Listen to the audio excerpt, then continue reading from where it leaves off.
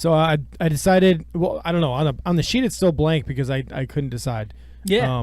So I was gonna talk about Ajabo. The disappointing news that tore his Achilles during his pro day workout, but I decided to just say it right now and then move on. Okay. Yeah. We'll talk about it probably during line. I just feel so bad for him. I hope he doesn't drop too far down. Especially the way I hope he was drops. treated I hope he when drops went down. about the second pick of the third round.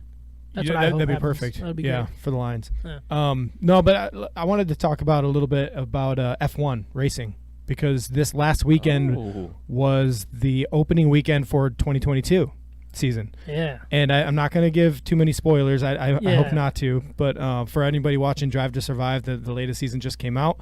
So if you don't follow it on a week-by-week basis, the new season's out, season 4. Yeah. And it goes through the whole last season's racing, and it's awesome. Tell me we're going to go to Belle Isle this week or this year. Please. Yeah, we should. Yeah, So should we do that? that's Indy series though, right? That's not actually F1. I'll still take it. I hear they're both really cool, but F1's way cooler. Yeah. So the Drive to let's talk about that. Just that documentary. Yeah, Drive to or Survive. whatever they do on the Netflix there. Oh my gosh, I'm so hooked on that show. Yeah, it's so good. I think I learned or I started watching it about 3 weeks ago, and I'm just finished season 2 last night. I couldn't sleep because I watched so many episodes. It was so good. But man, for people that haven't watched that, first of all, do it because it's absolutely incredible. Even if you don't like F1 racing or racing in general, I'm kind of that guy, and I feel like everybody that talks about Drive to Survive has that saying. They're like, not really a big racing guy, but this is awesome. But and the way that they do it, I find it really interesting because F1 is all about secrets, right? It's all about what you know that your opponents don't.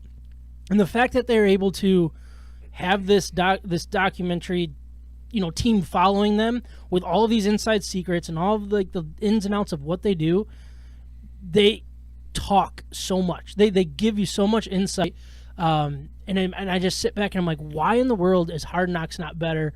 Like getting more into the nitty gritty of this stuff, and why don't other into the details? Other leagues do that? Like during the action, and that's the coolest part is like you hear the driver saying, "I'm losing the right tire, I'm losing this, I'm losing I'm fighting this the whole time." They're like, "Yep, you're screwed," or gearbox is done, and they just pull off to the side and their race is over. They're like, retire the car. Stop the car now. Yeah, and it's stop it. Yeah, and I'm just you're causing millions of dollars of damage to our cars. I feel like the NFL would be absolutely perfect for this because if you could get on the sidelines and know the dings and dents that these players are taking on a game-by-game basis that we don't know about, but like if you could go back and watch it after the fact, and it's like you build it up in this whole series, so it's like following every single team, and you could go far into the season, but then you go back the way that F1 does. I know it's hard to explain when you don't watch the show, but it's insane how good they're able to dig into a team on a 6-week swing, but then they can go back the following episode to the week 1, and it doesn't feel like anything. I know, because different drama, and some of the teams aren't expected to compete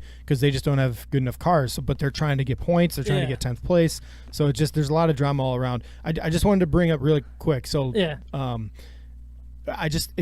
this year's season is a really interesting dynamic because Ferrari actually skipped. Ferrari, first of all, is the most winningest program, I guess you could say, or team. In F1 history, and they took an entire year off of improving their car to focus on the next year model. So the 2021 model, they didn't invest any new anything addition COVID as an excuse for 2021. Right? No, they felt like they were too far away from really competing. It's basically between Mercedes and Red Bull, and they're like basically two dominant programs, especially Mercedes. They just won, a million years in a row. Yeah. And Ferrari fell behind, so they skipped a whole year and put 2 years worth of ingenuity and testing and everything into the next car. So this year, practice, Ferrari was crushing it with the new motors and design.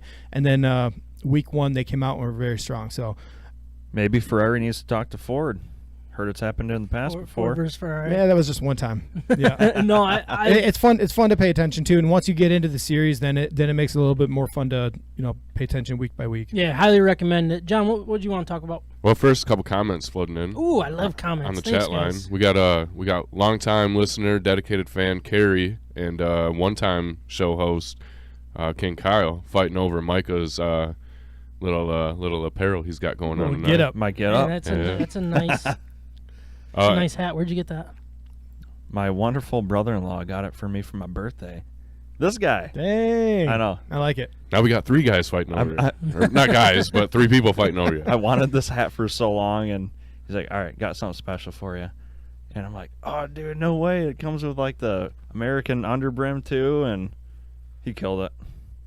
Sam and Andrea killed it. And Kyle's questioning a bold statement that came from Sam that this is the best documentary out there or that he's ever seen. Sports documentary for sure, and that's saying a lot because I think it's better than the Russian 5.